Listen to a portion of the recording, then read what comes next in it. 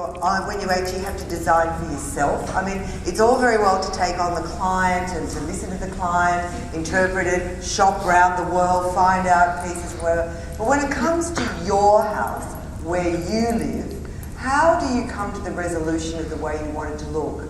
Thomas? It's the biggest difficulty, isn't it? Editing.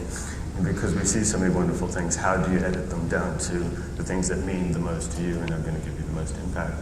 It's very difficult.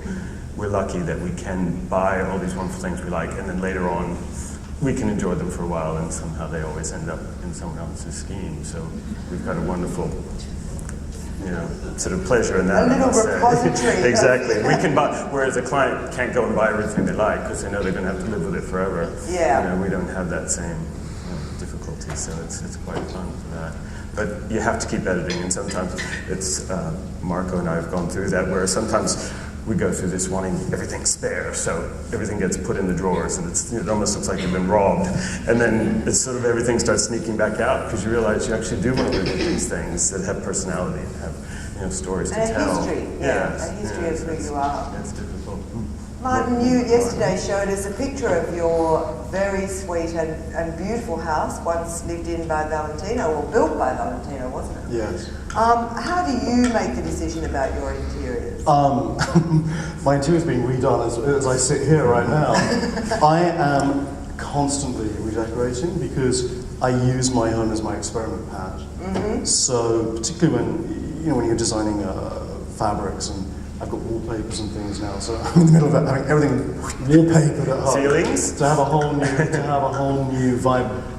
I like to be able to, sometimes I'll be trying something out, i.e., again, if it's for a fabric, right, I'll be trying a new colorway out, and I'll actually have a chair in my house slip covered or upholstered in it, just so I can live with it and see how it feels and see how it works in with things. Fantastic. So I do that a lot. I have a new line of fabric with Schumacher that I just did a show house in LA with it. And I loved it so much. I now be doing my living room with everything from the show house. It's hilarious. So my poor housekeeper came in the other day and she was like very confused, completely confused about what happened, because it all happened in the course of about 4 hours. She'd been there in the morning, went out to buy my lunch, came back in the living room as we decorated. Well, that is instant decoration, isn't it? But yeah, so my home keeps constantly evolving, and the reality is that really I need about 5 or 6 homes, because I like so many different styles. Yeah. And I'd like to keep doing that.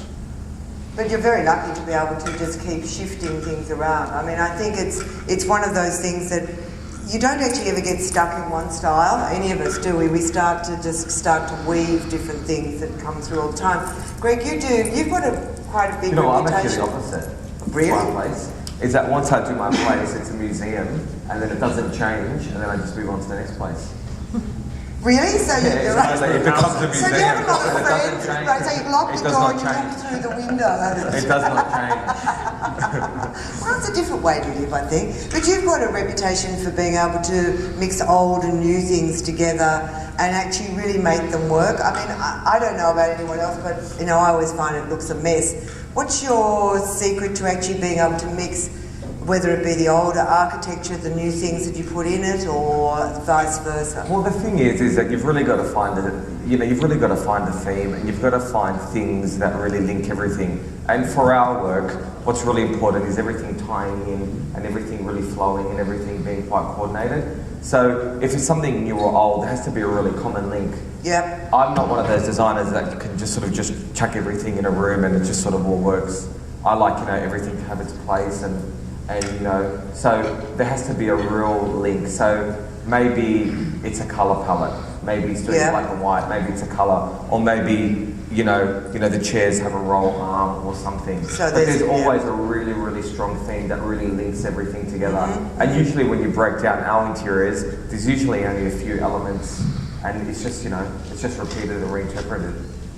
So it's just really finding a common theme and just really everything tying in together. So it's all plaited together. Yeah. Marco, your interior is incredibly glamorous. How have you evolved that? Because it's a nice mixture of antique, contemporary, soft colours, there's a flash of texture.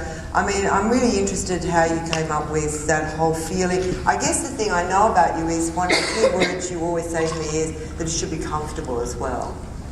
Comfort, I definitely think, doesn't matter how much money you spend in an interior, I definitely think that when you walk into a house, I hate walking into a house where I think, oh, I can't sit on that, or I can't lie on that, or the dog can't lie on that, or the dog can't sit on that. Why are those interiors all right? I like to visit them, but I don't know if I want to live in them. Yeah. But it is, I definitely think comfort is, when you spend so much money on your home, Yeah. you certainly need to be able to lie on everything and be comfortable there. I think sort of live in a hotel or a showpiece, I think that's quite boring.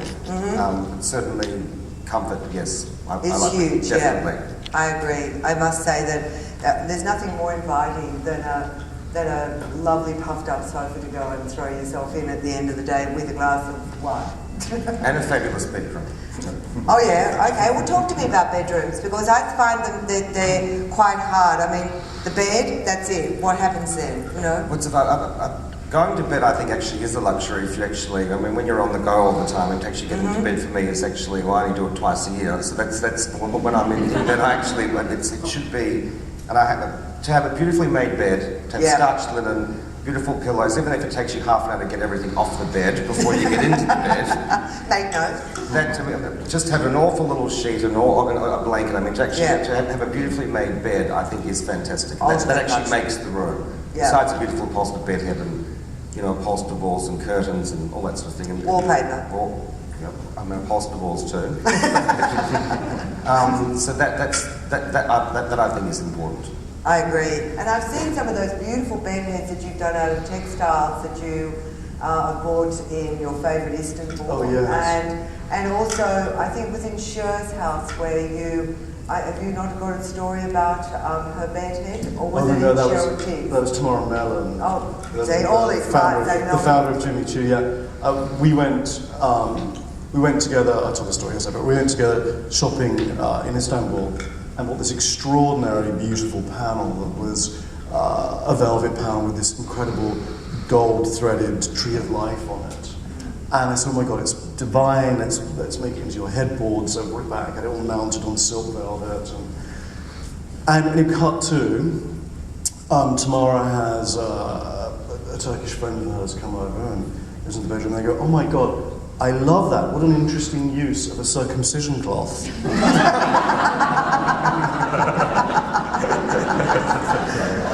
So one has to be careful. You're saying Yes, exactly. The the political correctness of things. That's actually quite amusing. But I think the moral of the story as well is that when you see something you like, you buy it, and it's amazing how you can reinterpret it into something special. And that, and it'll never be thought, it'll never be forgotten, that cloth and that trip. So, certainly not that. Tamara Mellon, that's a great story to tell. I don't know about any potential new husbands that might want to walk into that. But so what do you think about bedrooms, Thomas?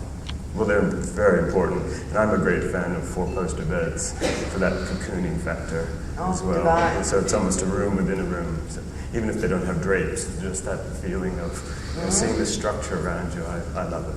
There's nothing more romantic than a four-poster bed. It's so difficult to get the men clients most of the time around men, but I find most of the time once they have one, they want them in each house. Yeah. So you introduce one without swags and bags of fabrics that just have a Well, the first time I even said we had the post to be screwed on or off so that we could take them off. So I thought, and he's never mentioned taking them off. So it's good. So I mean, you bring an interesting point up there, Thomas. In fact, just actually how you guide your clients, you know, because it is a guiding process, isn't it? Your whole design process, because often they'll come to you, I imagine, just not necessarily knowing or what they want, or they've been into a house or a hotel, or they've looked at 1,000 books and they want things that are architecturally so different. You know, they want a palace in Scotland to look like a house in Melbourne. You know, so how do you actually work with actually helping them and guide them into a style that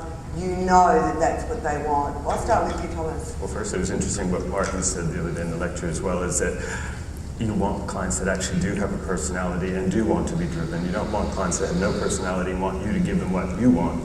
Yeah. Hate that. So you do start, and you just keep asking questions. And I always say, show me what you don't like as well. Oh, really? It's a very important part of it. So it does help formulate the imagery of where to direct them and to make it, because I used to say Australia's a small world, but the whole world's a small place now. Absolutely. So everyone knows everybody, so you do have to keep reinterpreting. You can't just keep saying, no, let's use that same scheme. Well, you can't just redo the same thing in a different part for someone else. And that's why you need that client's personality. And it only takes one thing of Elton saying, I've got a green handbag, or a lady saying, I love this pair of orange shoes, to actually give you a hint as to where to direct her and guide her.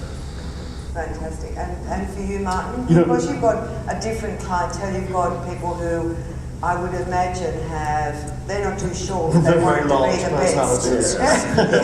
Huge personalities. So how do you guide someone like an Elton John, for instance? He doesn't need much guiding. He's the leader there, I think. But one of the things for me is I interview my clients as much as they'll interview me at the beginning process. And so I have a whole list of questions that I'll ask them. I'll ask them things like, where's your favourite hotel? Where's your favourite restaurant? Okay. What's your favourite, place to go on vacation? What do you love about your current house? What do you hate about your current house? If you gather as much information as you possibly can out of your client through the conversation process, all of those little pieces become like pieces of a jigsaw puzzle that you can start putting together and somehow formulating and understanding their style, or at least their decorative dreams. I think for me, my job is sort of to be an enabler of making my clients' decorative dreams come true. Absolutely. I don't want to keep doing the same interior for people. It's desperately boring. I want to do things that are new and fresh and exciting, and that really, to me, is fed through my clients' creativity. And sometimes if you can't find their creativity, you have to go through that process to get inside and dig it out. So it's the questioning. It's the one thing of actually you do as all much those hints. interviewing, Yeah. as they do. It's really the way you get to it.